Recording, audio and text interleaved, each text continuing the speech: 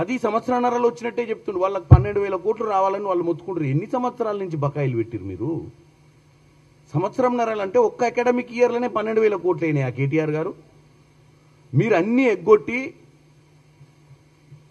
Fee బకాయిలు ఎగ్గొట్టిరు కాలేజీలకు.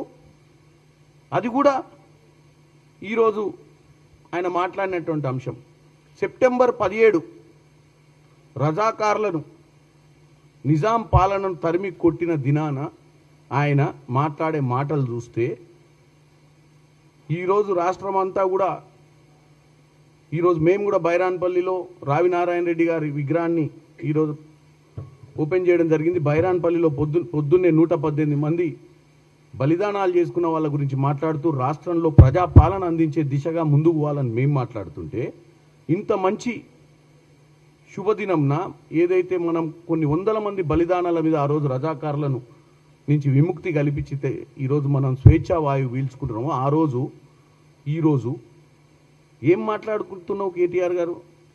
ఏం ప్రచారం చేయదలుచుకున్నావు ఈరోజు చెప్పు నువ్వు? ఒకటి 8 మంది ఎంపీలు క్రాస్ ఓటింగ్ అయిందని చెప్తున్నావు వేగ్గా. ఏంటంటే నిన్నెవడో వాళ్ళ దగ్గర మ్యాడ్ ఫెలో మాట్లాడిండని చెప్పి ఈ ఫెలో మాట్లాడుతుండే. 2 లోకల్ బాడీ ఎన్నికలలో మాకు చిత్తశుద్ధి లేదని చెప్పి ప్రయత్నం చేస్తున్నావు. 3 ఎల్ఎన్టీ సంస్థ నష్టాల పాలైంది కాబట్టి ఎల్ఎన్టీ సంస్థ పారిపోతున్నట్టు. ఇవన్నీ ఏ హయాంలో జరిగినాయి? 4 12,000 కోట్ల రూపాయల డ్రగ్స్ ర్యాకెట్ బస్ట్ అయింది అంటున్నావు. అది ఎప్పటి నుంచి నడుస్తుంది అక్కడ డ్రగ్స్ బిజినెస్? అక్కడ ఎప్పటి నుంచి ఈ ఫార్మా కంపెనీల ఈ డ్రగ్స్ తయారీ నడుస్తుంది? 10 ఏళ్ల నుంచి నడుస్తుంది. ఒక్కసారి వెరిఫై చేసుకోవాలి. తెలంగాణ ప్రజలకు ఏది చెప్పినా నమ్ముతారు. మేము వచ్చినాం కాబట్టే కేసులు పెరుగుతున్నాయి ఈరోజు. ఎందుకు పెరుగుతున్నాయి? మీరు విచ్చలవిడిగా డ్రగ్స్ని హైదరాబాద్లో పెడ్లర్స్ పబ్బుల ముందు క్లబ్బుల ముందు మీరు ప్రమోట్ చేసిరు కాబట్టి మేము వచ్చినాక వాళ్ళని పట్టుకున్నప్పుడు ప్రవీణ్ కుమార్ ఎవరు ఐపీఎస్ ఆఫీసర్ ఉన్న ప్రవీణ్ కుమార్ చెప్తుండ్రు కేసులు పెరిగినాయి. కేసులు ఎందుకు పెరుగుతాయి? పోలీస్ ఆఫీసర్ గారు దొంగలను పట్టుకుంటే కేసులు పెరుగుతాయి. మరి దొంగలను ఎవరు తయారు చేసిర్రు? మన హయాంలో దొంగల్ని తయారు చేసిర్రు, మన హయాంలో డ్రగ్ పెడ్లర్లను తయారు చేసిర్రు, మన హయాంలో విచ్చలవిడిగా డ్రగ్స్ని హైదరాబాద్ నగరంలో 7th క్లాస్ పిల్లగాని కాంచి మొదలు పెట్టించేటువంటి దందా మీరు మొదలు పెడితే దాన్ని స్వీప్ చేసే ప్రక్రియలనే కేసులు పెరిగినాయి. ఎవడన్నా జ్ఞానం ఉన్నోడు ఏమంటాడు? కేసులు ఎందుకు పెరుగుతాయి? పట్టుకుంటే కేసులు పెరుగుతాయి, వదిలిపెడితే కేసులు తగ్గుతాయి. మీ హయాంలో మొత్తం వదిలిపెట్టిర్రు, మా హయాంలో పట్టుకున్నాం. అదొక అంశం మాట్లాడినాం. 4వ అంశం. 5వ అంశం సీఎం సెక్రటేరియట్కి రావట్లేడని మాట్లాడినాం. అది మీరు, అది కేసీఆర్ కుమారుడు కేటీఆర్ సీఎం సెక్రటేరియట్కి వచ్చేదాని గురించి, సీఎం ప్రజాపాలన అందించేదాని గురించి ఇక నువ్వే మాట్లాడితే ఇక వేరే వాళ్ళకి అవకాశం ఏముంటుంది మాట్లాడడానికి? ఇక ఎవరి గురించి మాట్లాడాలి ఇప్పుడు మనం? చిట్ చాట్ పెట్టుకున్నావు, ఏదైనా మంచి అంశం మాట్లాడేది ఉండే, తెలంగాణ సమాజానికి మంచి మెసేజ్ ఇచ్చేది ఉండే. ఇలా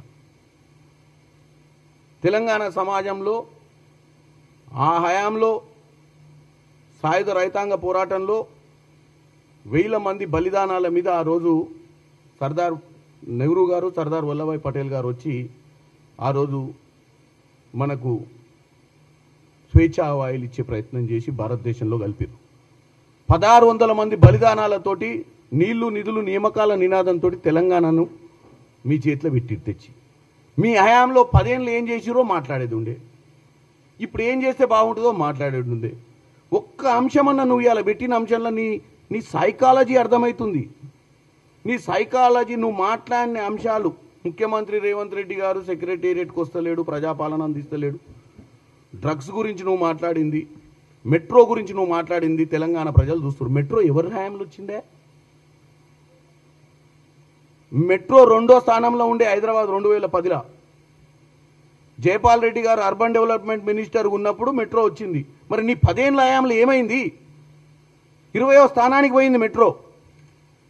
ఎల్ఎన్టీ నష్టానికి రావడానికి కారణమేంది? నీ 10 ఏళ్ల హయాంలో నువ్వు పట్టించుకోక వాళ్ళకి ఇచ్చినటువంటి భూములలో వాళ్ళు కమర్షియల్ బిల్డింగులు కట్టుకోలేక, ఇంకోటి ఆ కోవిడ్ వచ్చినందుకు వాళ్ళు నష్టాలలోకి పోయిన వాస్తవం అది.